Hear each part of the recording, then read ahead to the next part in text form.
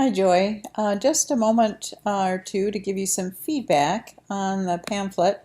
First of all, I think it's excellent. The cover image is very interesting, and I like the typeface that you've chosen to go along with the cover as well. I'm not so sure I'm really enthusiastic about the faded or the shadowed borders that you have, but that's immaterial. Really, that does work a little bit to focus your attention on the important part, and that's the quilt.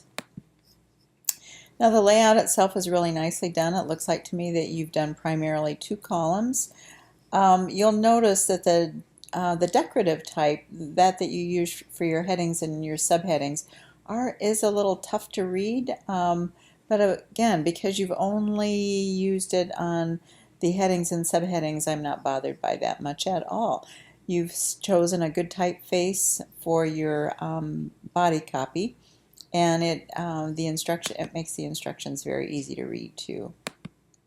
Good, interesting layout changes from primarily driven by imagery, as you can tell. But of course, with this kind of a instruction booklet, you need to do that, and that's very clear to follow.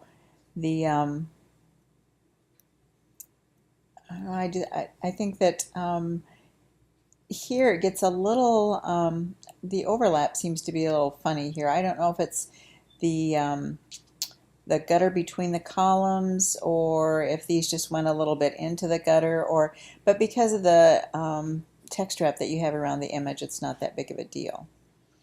These the arrows that you have identifying measurements or special instructions about a particular image, that works really well.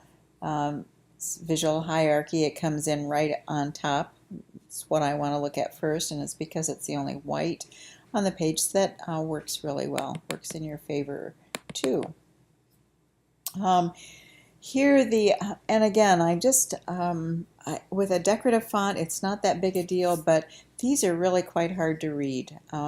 You are holding them in your hand, and I'm kind of sitting away from it looking at it on a computer screen, so it might be a little bit different impact if I actually had it in my hand. But again, I would, we might rethink that. If you choose to use this for a portfolio piece, let's talk about rethinking this as a decorative, as your heading and subheadings. These are again nice. You've created some nice alignment, and really well done.